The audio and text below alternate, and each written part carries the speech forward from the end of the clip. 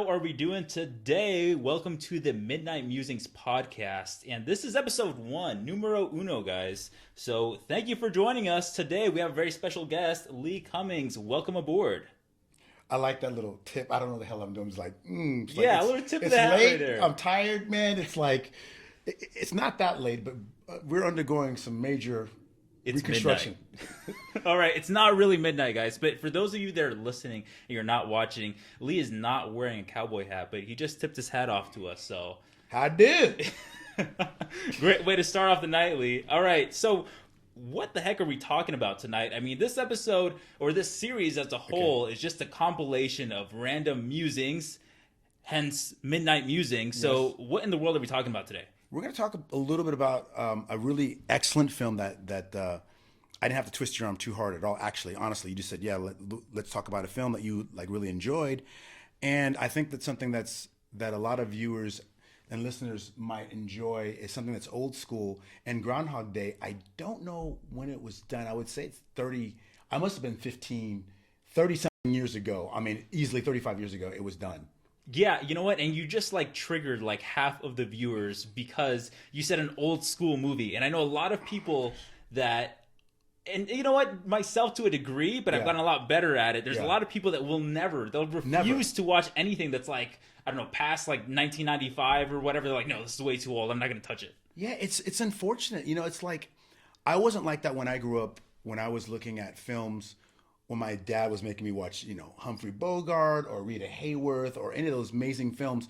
It's just something that we just did. Our parents made us, so we watched a lot of black and white stuff, even though we had color. Yeah. You know, not like, you know, super old. I mean, I am 52, but, you know, being born in 71, you know, I watched a lot of old school stuff. And if I mention some names for for the listeners out there, you know, particularly viewers that are looking at this as well, you know, if I mention like Dick Van Dyke or Bob Hope, people are going to go, who the heck are those people? Like those people, like people say that if you've created something that's major in your life, like maybe you're a star or somebody that's famous, like within 500 years or 200 years from now, no one's going to even know Michael Jackson's name. And for damn sure, no one's going to know Bob Hope or Dick Van Dyke. I mean, like someone may thought that was young like you, said, did you make that up? I'm like, I'm not making names up, guys. This is real people. So going back to the film that you watched, there's some wonderful cinema out there that people need to watch because it's so important for us to hold on to some of these values. Now, we're talking about a film. Now, I think the film, you said it before, the film to me is like an 8.9 out of 10. Harold Ramis directed it. It stars Andie MacDowell, who plays Rita, and I don't know her last name, and it also stars our boy, who plays, what's his name? Chris Elliott. Chris Elliott, if you're watching this, it's not you, Chris Elliott, but it's you, Chris Elliott. You know what's going on. You know what's going on. And the big star of that, and Chris Elliott plays the cam op guy, and it's like pretty much a 3-person film. I mean, there's a lot of people in it, but it also stars Bill Murray, and Bill Murray plays Phil Connor. So it's a wonderful film, and let's dissect it for a second, and let's go back a little bit, and I'll give some people some, you know, you can help me fill in some of these details as well, but like it's about a guy who's disgruntled about life. He's just miserable, guys. Thank you. He just hates his life, okay? Hates his life. I mean, I want you guys to envision this right now. Like, you're thinking of the most miserable person ever. You know, and I enjoy a little sarcasm. You know, sometimes I'll throw something out there, but it's like, it's to the point where it's like everything just exudes this whole misery. And like, geez, you're just like, wow, this guy's sad. He's very sad, and what he's doing is, I mean, I guess what they always say, hurt people hurt other people. So they don't really dissect too much about his character, about why he's upset so much. He's just disgruntled about life in general. And he has, you know, he's living what I say, just on his ego. He's very egocentric. Because it's all about that ego's got to feed that fun part of him and the mean part of him. And so he feeds a lot into that. And the interesting thing about the story is that he wakes up during Groundhog's Day. He's there to, he's a newscaster, and he's usually does the weather, but they send him on a special place. I forget what the place is called. It's in the middle of nowhere. I don't know. It's somewhere cold, guys. It's extremely cold. Extremely cold. And he's not a weatherman. He's the weatherman. Yeah, like he thinks he's the stuff. Yeah, he is the stuff. And it's shot, I think, in Woodside, Illinois in real life, but they said it was somewhere in Pennsylvania is what I want to say, but they actually shot it. Punxsutawney, right? Is that a yes, place? Punxsutawney. Or is that the name of people the... shout out to us right now? Yeah, I don't know. Let us know in the comments. Is that even a place? I don't know. Is that made up? It might be, but I'm ignorant, guys. I'm from Las Vegas, and that's it. Like that's it. That's it. No, but like but it's so he goes on, and he's disgruntled, and Andy McDowell plays his love interest, which she doesn't know that, but he's really interested in her. We find that out later on in the film, and it's a beautiful film and how it comes together. I'm going to share something real quick. There's a great, for me, and we're going to talk more about this. Yeah.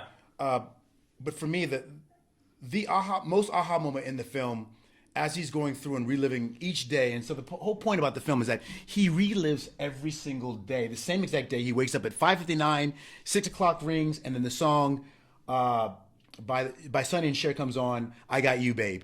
And then the newscaster goes, welcome to a wonderful day of the Groundhog's Day. We're going to see if the Groundhog's going to come out and see if we're going to have more days of winter. And he's just pissed. So the first few times, and I'm going to give a quiz out there, not really a quiz, but I'm going to let you guys have to know what the answer is. The answer is, the question is, how many times did he live that day? You know that answer to that question? No, I do not, dude. I lost count. I was just watch. They say in the movie, when it comes up on the internet that he lived 12,000 times. Relived the day 12,000 times. 12,000 times. Jeez, talk about a do-over. I mean, takes you a while, man. Hugely. And so what it goes into, and I was going to read the quote real quick. This is the defining moment. It happens. So he's cheated, not life so much, but cheated the system.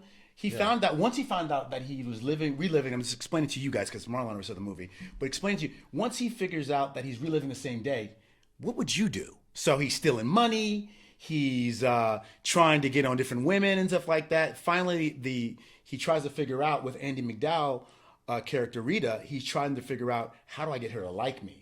In a really weird way. So let me backtrack this a little bit. So just to put it in our perspective. Yeah. So basically, you have all the cheat codes, and you're like playing GTA. And you've been playing GTA, and that's the only game you can play. You can only play this one sector of land because you can't escape the city, which is kind of strange. It's like it's kind of like reset, right? And it's like that's all you can do. And you play it so many times, you're stuck in that cityscape that you get tired of doing crime. And you're like, let me just go on random side quests. Let me try to actually talk to the NPCs, except they're not NPCs. There's real world consequences. Yeah. They just reset in a day. Yeah, they reset in a day. And it feels like there's a lot of similarities between this movie, Happy Death Day, which I won't go into, but Happy Death Day used the same thing. But there's a lot of there's a movie in 1986 that came out called Replay. But the bigger part of this is that Friedrich Nietzsche, which everyone calls Nietzsche or whatever, but an Austrian, and people say German, but he's an Austrian philosopher / poet and stuff like that. This metaphor is based on maybe a little bit of reincarnation, and dare I say, get into spirituality or religion, but it does really touch upon that. What would you do if you had the same day to relive over again? And what it's telling us, Harold Ramis is actually in the movie. Harold Ramis plays the doctor. Yeah. He's got the glasses. He's kind of a bigger gentleman when he's sitting on his, what's wrong with me, Doc? Well, the cool thing about Harold Ramis, and I'm just going to kind of dovetail into this, but Harold Ramis was in Ghostbusters, and Harold Ramis was a director, and he actually was in the movie so if you see the movie, you guys, he's the guy that plays the doctor briefly. He's got glasses, and you notice him. He's like, oh, wait, he's from Ghostbusters. But what's crazy, I'm going to just give you a little tidbit on this. This really strained the relationship. For whatever reason, Bill Murray was going through something, and he was very unlikable on set, and which is really weird because Bill Murray's not that guy. Yeah. Now, a little story is that I heard... He just got into character too much, man. He just became his weather guy for a bit. I don't know. He really did, and he utilized it big time. And so you never know what's going on set. Andy McDowell, she was really nice. I saw an interview with her when I was looking up more information about the film, and she said, no, Bill was a light to be with, but he just do different takes. So it's hard. So you have to listen... when you're acting, I'm a director and stuff like that, and Marlon's an actor too as well, and a producer. But when you're acting, the best thing you have is active listening. Yeah. So when someone like that, and Bill Murray is probably one of the top 5. Like we think of other people like Will Ferrell, like being on the go and just being quick. Yeah. There's nobody better than Bill Murray, and those guys will tell you that too as well. He is that guy. He will turn it on. If you've seen Lost in Translation with Scarlett Johansson, and was like, oh, I'm gonna see that movie. And, Scarlett Johansson did a movie with him, Bill Murray there in Japan, and he does, he's riffing. like Sofia Coppola, Francis Ford Coppola's, I think, daughter. Well, it is his daughter. Francis Ford Coppola, and shout out to Nick Cage. Nick Cage, if you see this, I know you're in Vegas. Come see Marlon and I. Yeah, So. I saw memes. I know you're there. You're high rolling. You're at Wynn or something. Someone Yeah, took a bro, picture I just with saw you. too. Yes, he was there, dude. Okay, shout out to Kanye too. I know Ye is at Wynn too. No way. He's wilding out with dude. his wife scantily dressed, and she's like barefoot. And I don't know, Ye, what are you doing, man? You have your wife walking barefoot on the Las Vegas Strip. I mean, she's gonna have Ye can do whatever. warts. Ye can do whatever. I know. Ye can do whatever he wants to. But Ye lost that contract though. But he still got that money. But I digress. Yeah. The whole sidetrack. it's the whole thing about. I don't even know what I was talking about. What were we talking? Well, the whole thing about the film, Ghostbusters. Yeah, Ghostbusters is that Harold Ramis is great, and we go back to Nietzsche a little bit. About the reincarnation thing. Yeah. It's like, so I think that the thing for Bill Murray is that when the movie changes over, he realizes that his ego and ignorance is not serving him, and so the film changes 75% into the movie. Yeah, he changes his outlook, and guess what he does? He becomes in service to other humans, dude. I was like, I mean, the fact that most movies try to do that, and don't get me started on Marvel right now or DC. Because I mean, if you guys start talking about, I'm not gonna cuss on here. I'm gonna, because I don't want my mom to see this too as well, so I'm not gonna cuss. But I'm so tired of Aquaman, you guys, and all this stuff. Man, DC is really leaving me flat. Marvel is too. I'm tired of these. I'm not gonna go too much into stuff because I don't want people to dislike me that much. But anyway, there's a reason for these great films like this, and there's something wonderful and that almost wants to bring a little tear into your eye that's so beautifully just awesome about this film. About in the end, a lot of movies these days, they just leave you like, it could have been better, but this leaves you like feeling you're like fulfilled. Totally fulfilled. There's no cliffhanger. There's no stay in tune for the next 5, 10, 20 movies, which, I mean, I get it. It's great to build upon something that's cool, but sometimes you just want to have the answers in one contained film, and that was it. I really enjoyed it. And for someone that, if you find, this is almost like a good like introspective exercise, you find that you judge someone right on the spot, and it's really hard for you to change your opinions on them. That's almost how I felt about this movie. Like, I'm like, hey, dude, this guy's like a douche, whatever. He's probably going to learn some lessons, and I don't know if I'm going to like him by the end of the movie. I end up really liking him by the end of the movie. Yeah, I get goosebumps. You love him. I mean, like, he's such that guy, and like that just says a lot about us in life. Like, what would we do? We as humans, we might do the same thing. I mean, he robbed the car. You'll all commit crimes. Don't lie to me, okay? You're all gonna need a criminal defense attorney. I mean, and I'm gonna plug you, Adam. Oh, it's right. Yes, that guy. That's a plug. I love that guy. Okay. That guy's on their side. Love Adam. Yeah, he's dope. DUI doc's what I'm gonna call him. But but it's just it feels so good and so wonderful at the end of this film, and I feel like because he dropped, his ego and the ignorance, he is rewarded because he becomes in service to other people. He takes piano lessons. He stops trying to figure out, like if I say, hey, what's your favorite color? Right? Yeah. And you say blue. And I come in with a blue outfit like, oh man, it's like, oh yeah, my favorite color is blue too. That's why I always wear blue. Yeah. He's getting information he's trying to make this woman fall, Andy McDowell's character is trying to fall in love with her, but he does it in such a creepy way because he's getting information to use the next following day. Because he's been doing this 10,000 times, right? Yeah. He learns how to play the piano perfectly. He's playing in a jazz band. He's running bands and stuff like that. He's ice sculpting. You guys have to check this movie out. It is one of those movies that are just going to leave you delightfully just adjusted and feeling good. And I'll leave you with a quote. Leave you with a quote because we're still going to be talking about it. But the quote of the film that really had me, it comes 75% in the movie. He says, no matter what happens tomorrow or the day after, I'm happy right now. Which means being okay and being happy. And I think Anthony Robbins said it. Life is not a have to. Life is not a get to. It's a have to. When I get this money, when I get that job, when I get X, Y, and Z, then I'm going to be happy, Marlon. Yeah, it's a mindset. You tell yourself something that you can become that, and it's powerful in our own lives. So I really feel like this movie spoke to me. One, I'm super sad that I don't watch enough older. I mean, I've watched a ton. Yeah. Coming up, they just hit different. They do. Yeah. The stories are told differently. I tell people every Christmas I watch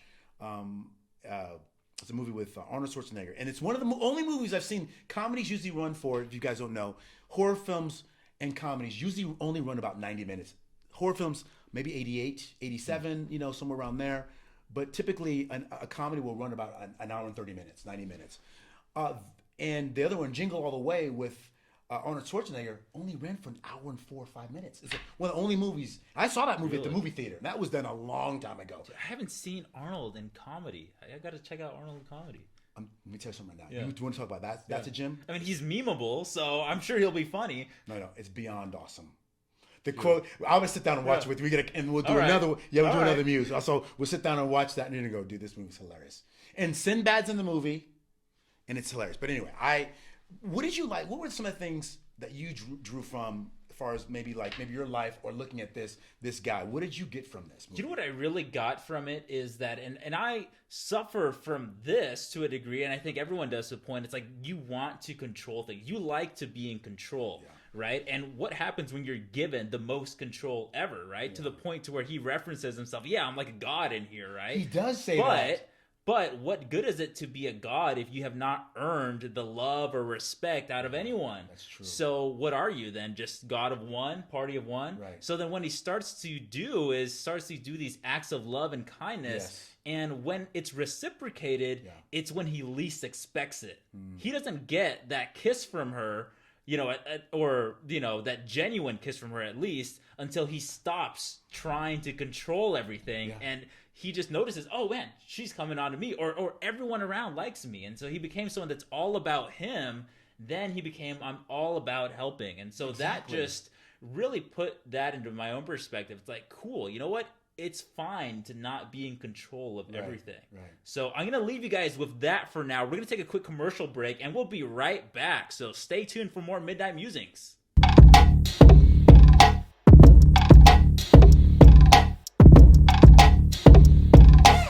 We are back to Midnight Musings. We were just talking about life lessons, and that somehow went into the conversation about body and appearances. Yeah. And, let's continue that conversation, because me and Lee agreed it was a breath of fresh air because people actually looked, dare I say, normal? I mean, I don't know why I would get goosebumps, because I just feel like when I get goosebumps, it means that there's a lot of truth in that statement. People feel real. Like Andy McDowell, her teeth are a bit yellow. Some of us, I have some yellow teeth. Not like butter sticks or anything like that, but I'm just saying, like, she was real. Her teeth weren't perfect. Bill Murray's teeth were far from perfect. They're just real. And so I feel like, he wasn't the ultra handsome protagonist either. No. Just a regular dad bod guy. Everyone's got receding hairlines. Like, you look at all these guys. You look at some of the stuff look at Seinfeld. George Costanza. I forget who played that, but George Costanza, he's balding. No one's perfect, And so by having that stuff like that, I feel like there's a bit of there's a bit of all of us inside of those characters, because we're not perfect, and so we're not the Margot. Don't get me wrong. Margot Robbie's. I'm not saying anything bad about you, Mags. That's from my boy. I'm just saying, you're perfect. You're perfect. There's nothing. Ryan Gosling Jr., you're perfect. what I'm saying? There's nothing about these guys are overweight, stuff like that. We didn't talk about our boy Chris Elliott. But Chris Elliott's a comedian. And if you guys didn't watch, I think in the early 90s, Chris Elliott had his own show. And it started with a song called Stand and Deliver. Stand in the place where you were. And he plays like this really idiot guy, but he's hilarious. And he's also in Schitt's Creek. So if you haven't seen Schitt's Creek, you have to watch it, because I'll make him watch it. He's plugging this. All right. Plug in. These are 10 out of 10s. If you don't like Schitt's Creek, then I don't know what's wrong with you. You don't know funny, and you need to get some help. Challenge accepted. Yeah, absolutely. And you can tell me too. But hey, don't get me wrong. The first episode is hard to get through. But once you get to the first or second, okay. The second episode, I watched the first episode at least 2 or 3 times, and I finally got through it. And then after the second or third, you're done. You're done. So anyway, but back to the realness of things in cinema. Cinema has taken a turn to where everything is based on visual effects. People have to be lifted, tucked, booties from Colombia or whatever that might, or Brazil or whatever, the Brazilian butt lift.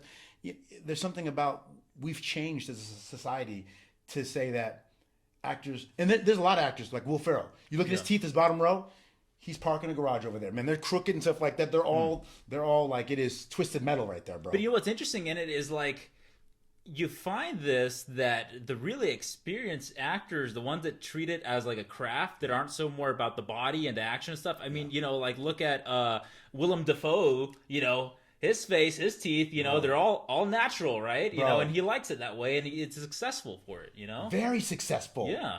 You're right, man. I forgot. I mean, William Dafoe. There's also Beverly, what's her name? She was in Chevy Chase's. You know, she's on all the Chevy Chase movies, National Lampoon's movies. She has a gap in her teeth, but she's beautiful. I mean, like, there's something to be said about that by having what God gave you naturally, or whatever you want to believe in, the universe or whatever.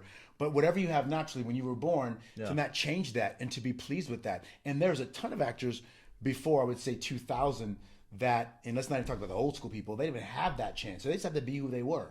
They were naturally just good looking, stuff like that. You know, James Stewart, who I love Jimmy Stewart, and no one, I mean, you can't, you know, and also Marlon Brando. Marlon Brando was such a good looking guy, but he came out of the womb just like that. Those are stars. But now you can just nip tuck and change yourself and change your nose, and you're going to be like, hey, I'm going to be the new star. And now what they're doing, you know more about this because you're a marketing guy.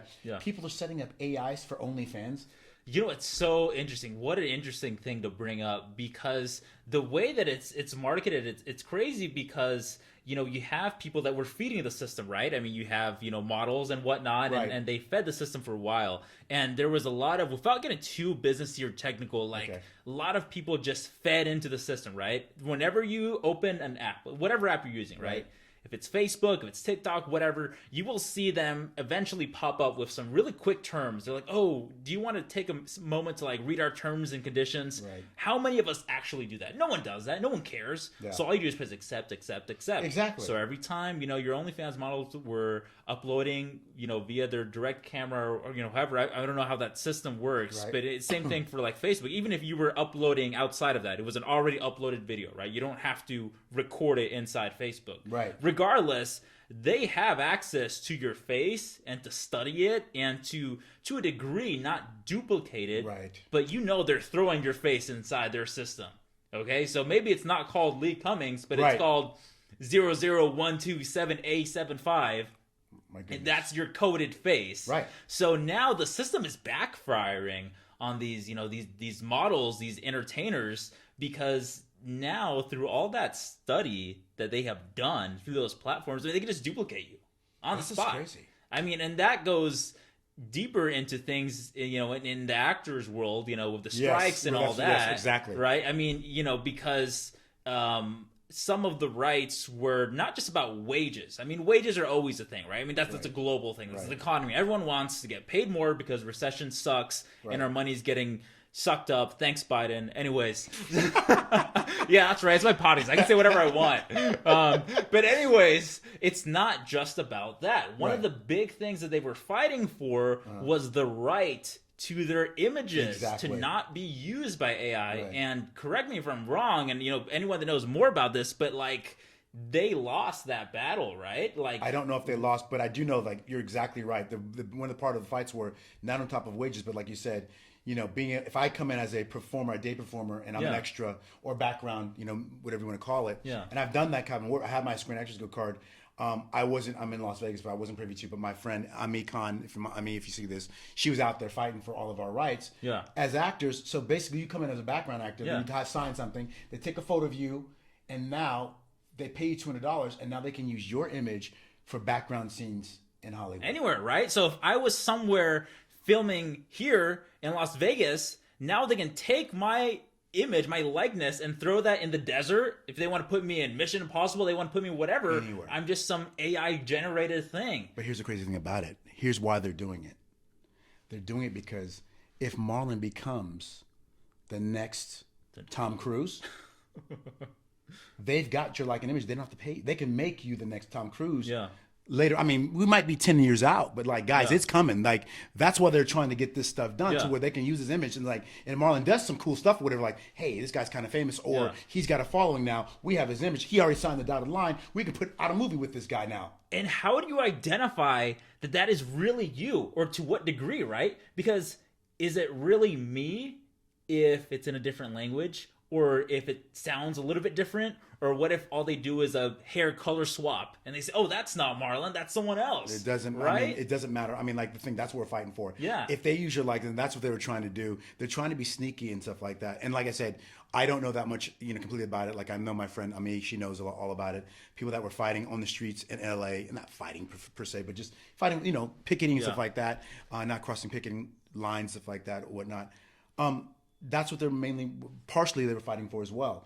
Equal wages, writers were getting. I mean, these shows that go on, and the dynamics have changed immensely. There are no more DVD sales. I mean, I'm not saying I know everything, you guys. I'm just telling you, like back in the day, a movie. There was a thing that was done on Good Will Hunting. Okay. And Matt Damon said, and even Ben Affleck, they did Good Will Hunting with Robin Williams, and they said if we tried to make that same movie in this climate, we can't, because not because of the story structure or what they're talking about. It's just that there are no more DVD sales, and how it worked before is that you can make a certain amount of money for a movie like that.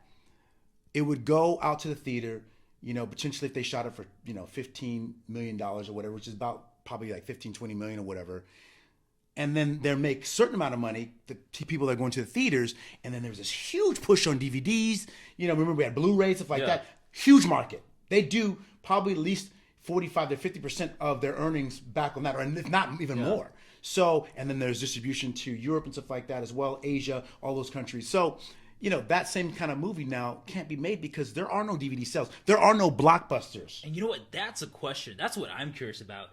Who here that's listening right now actually owns a DVD player? I'm so curious to just find that out. And I mean, I'm talking to US based. I know that, some countries are a few years back, right? I mean, if I go to Eastern Europe, I'm sure there's DVD players, there's even VHS and all this kind of stuff. Right. But talking about your typical American, do you still have one? Or is it something that your dad has or your grandpa has? And you're like, oh, wait, they have one of those. Like, well, I'm probably a grandpa somewhere. So I don't know. I'm just kidding. Maybe I'm not. But no, Confession time with Lee Cummings. Exactly. Yeah, late nights. Dun, dun, dun. But no, it's antiquated. Like, there's no antiquated equipment like that anymore because I mean, I want to buy, like for me, I want to buy, I own records because my dad had records, and that's what I came up with.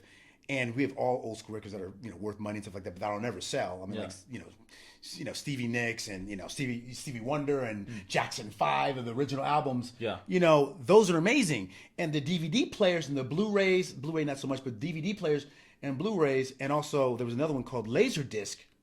It was bomb. So the cool thing about it, if you guys know what I'm talking about a little bit, just kind of stay with me for a second. It's like a fax printer or something. What? Laserdisc. What is a Laserdisc? They were about this big, and they were the first like DVDs. Okay. They're like this big. Okay. They played on a big system, and it played like you were at the cinema. So it's playing like 35 millimeter. Like, so 4K is kind of like, I think 4K is like 35, basically. On TikTok, if you guys look up Michael Jackson, I think that's an actual Michael Jackson thing. They redid Michael Jackson, the first part of Thriller. Yeah. And it looks so clear. So just to be clear, Michael Jackson, the performer, the dancer, the singer, not the Fortnite character. Okay? Oh, that's right. Because nowadays, that's how they identify everyone, right? It's like, you're not cool unless you're a Fortnite character. So one day we aspire to be Fortnite characters. Let's jump into that real quick. That dives into what we were talking about before. Yeah. They did that. Fortnite was sued by the person doing the dance, all those dances. Oh, right. Remember, that's my dance. Not even their likeness. They did it in a different character. Right. And the dances, what's that one? He goes like this with there was all those dances that they were doing. Some of the people like performing there said those were my dances, and they were their dances. Big Tech won. And I think they won. Yes, Big Tech won. Yeah. Oh yeah. Yeah. And Fortnite won. You can't beat Fortnite. They won. They absolutely won the rights. Yeah. Wow. You cannot copyright your dance moves. You can't. Someone can use your dance moves. Oh my gosh. And another thing, Gordon Ramsay, you cannot copyright your recipes either.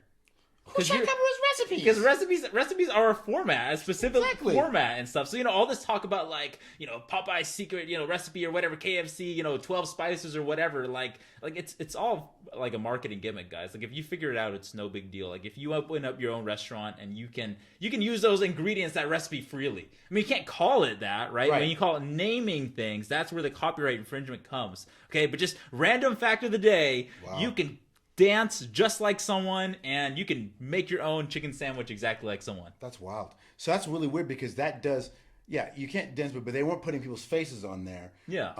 But if they did, I guess they would be in trouble because it Right, was. yeah, because then it's likeness, Right. but it's like you bust a move. Yeah, you because know? Michael Jackson, if he was alive, he would Yeah. be suing people for doing the moonwalk. Yeah, That's my dance. You can't do that. yeah. I'm a copyright. Now, how is it that they copyright? Well, that copyright. Let's Get Ready to Rumble. That was crazy. Ooh, He owns that. I mean, that's iconic. I know, but That I mean, like, is iconic. he said, "Let's get ready to rumble," and like you can't say yeah, that. and we're demonetized. Yeah, I know, right? Exactly. We're done. No, but that's crazy. You know, like he does that all the time. So, and what's really funny is that there's a documentary, and I don't forget what it was, but he. Oh man, okay, guys, I'm sorry. Some of you guys were like, yeah, get it. But Let's Get Ready to Rumble is related. He had a brother they didn't even know, and his brother was a ring guy too as well, and they're famous. I forget what his name. It's in the blood. It is in blood, you know. So they And once upon a time, their ancestors were calling the Colosseum, and to the death. But you know what? Okay, listen. Okay. We had a huge journey here. We've Okay, touched sorry. on a lot of things. Yes. Before we close, I want to wrap back to Groundhog Day. Any other lessons or things that we found intriguing? Because I want to leave people with curiosity to still watch this film because it was really good. I think for me, the main part of watching something that is done so well, you'll see the camera moves are different. You can see like a little bit of, everything's perfect these days. We got, Right. computers that are, I saw a video that was like, who was it? Not Travis Scott, but somebody's doing a video and the camera's moving like this. I mean, it was on this arm. Right, yeah. So that it was perfect, crazy. Yeah. Machine. You Yeah. know how people do like the TikTok, they try to emulate that with Yes. their arms, right? Like Yes. now the machine can do it perfectly like that, cinematic. So And I don't know if I like that. I like the fact that with these movies feel a lot more analog to me, and they are because they were shot in 35 millimeter. So that is light being light being on camera and light coming on and a frame going by and be exposed to light, and that's how you make exposure to film or whatever. So film is much warmer and it feels a lot more real than the cameras these days are they're just badass. I mean, like for sure, digital cameras, but they're still digital at that. But you know what I also thought was kind of interesting? I wonder if anyone else has watched some type of show or movie that emulates that same type of concept of like doing things over and over and over again. Because I sure have. Yeah. And my first intro to it was the CW show, which it's my favorite show of all time, dude.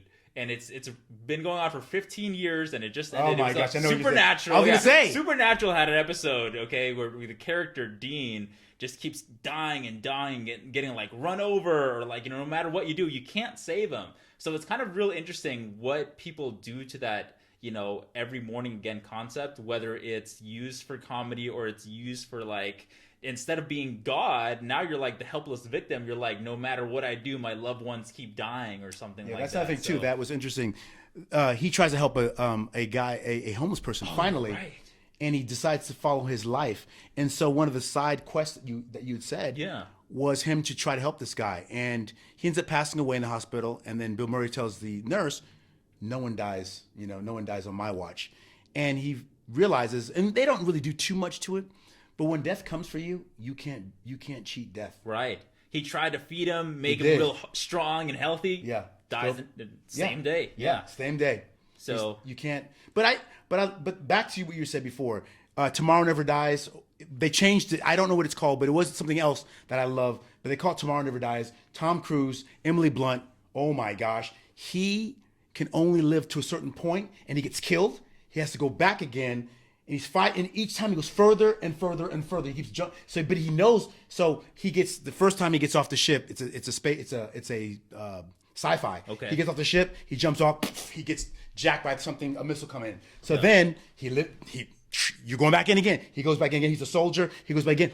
He misses that. Now he's doing things. He fights something else. These aliens are aliens are devastating, you guys. It's scary. I get goosebumps because it gets scary. He's doing crazy moves against, trying to shoot things, and things are coming out. Boom, dies. Each time he has to go further and further because he's trying to figure out. They are trying to figure out what the aliens know, but he's stuck. They put him purposely in this time loop. And so it's pretty neat. I like these time loop movies. We mentioned Happy Death Day does the same exact thing. Tomorrow Never Dies by Tom Cruise. And there's a couple other ones that have done that before. But I really like the fact that you get a chance to relive mistakes or things that you've done. And it breaks us open to the fact that the bigger part is that Marvel has kind of gone a little bit more, and I'm going to give you guys a little book to read, but Joe Dispenza writes a book called Breaking the Habit of Being Yourself, and that talks about quantum physics. And this is really a quantum physics question here, because when we talk about Marvel, everyone talks about Marvel. What are we talking about here? What do they always say? Multiverse. Thank you. You know, it's not even MCU, it's MC Multiverse now, right? And everything has a hack to it. Everything has a caveat. Everything's like, oh, well, that's okay. It doesn't matter if he died. You know, there's the other version of him. We'll just bring him back. So it's like the stakes, in a way, even though it's the most high stakes thing ever because the multiverse is at stake, right? There's always a hack to bring someone back. Exactly. And so it's like, it is great storytelling, but how many times can you tell that story where it's like no longer feels intense? Because everyone's used to it now. They're like, oh, well, you could have just called someone from such and such universe. I'm like, couldn't he have gone before you get the Tesseract? I mean, I don't want to do stuff like that. What what I want to know is what people have been talking about, and they're getting excited about. And this is talking about the same thing, which is, having Marvel, two things. One, your boy Akers or whatever, and he was slated to maybe be the new Superman or something like that. But really, but he's in The Boys, and he's just. It's interesting because he's in The Boys, and he's a huge Batman fan, and so he voiced Batman in animated stuff. He might be the new Batman. New Batman. Bro, he's big. I didn't know he was that big, bro. He's fit. He got progressively bigger. Yeah, he put some size on. Yeah, absolutely. Dude. He looks good, man. He's done a lot of work, and I don't know what's his name. Something Akers or something like Jensen.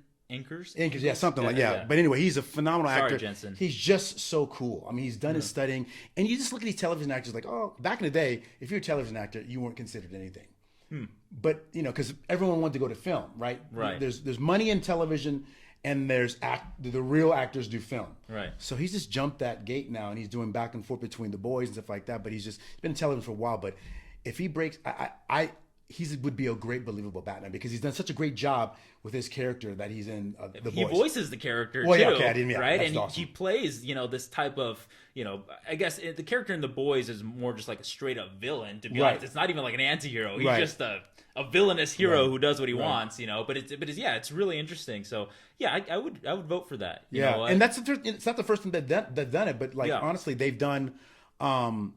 If anyone's been watching like Obi-Wan and the whole series of Disney Plus, the new Jedi with Ahsoka. You guys are gonna hate me. Listen, I don't follow the new Star Wars stuff. That's okay. I don't. But my main point for saying that was that they're now saying the characters who play them on cartoons or acting wise, we want to see them and their voices. People are loving that. Right. So the actual, not general, but what's his name? The admiral or whatever. He's like one of the smartest guys in the universe of the Jedi. He's got a blue face or whatever. General Thrawn. Okay. Thank you. General Thrawn, the same actor that voiced him in the cartoons, he's now the guy. And this is awesome. It's the same thing that happened with the Spider-Man animated movies, right? The girl who played Gwen Stacy, people want her to actually play Gwen Stacy. The guy who voiced Miles Morales, they actually want him. Who's that? Who's that guy? Gosh, I don't know. To me, the guy that plays Stranger Things, the black kid that's in Stranger Things, he's really tall. He would have been, he could play Miles still. I like him as a good Miles. Yeah, he'd be great, So, but I don't know. But you're right. I mean, I feel like now people are doing hey, you do the voice so great. They can act. Right. Give them a chance. Right. Let them cook. Let them cook.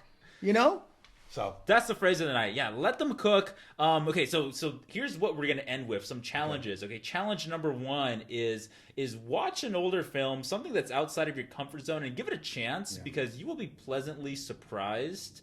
Even if it's not some perfect visually cinematic stuff. I know we're so accustomed to if it's not in 4K, you don't love it. If it's like, listen, take some life lessons out of it. You're gonna see the way things are written. It's just so much better. There's only so much I can take of the same repetitive type of plots. Like when you watch a classic, it's not even classic, right? But when you watch a Marvel movie, it's like it's the same kind of trope, right? It's almost like, all right, it's the bad guy. He either dies in that same movie or he somehow becomes a little bit of an anti-hero, and which I like. Loki did that really well. Oh, but they did the great job. Did that really well. But it's like how original can you get with it, right? I don't know. I mean, I feel like Marvel's done they've they've hit every note that they possibly can. Yeah. Of course, Loki should be a movie, but I'm glad they didn't, because Loki felt like a really long movie, but they hit all the notes properly. I've never really seen anything enjoyed it. like that before. Yeah.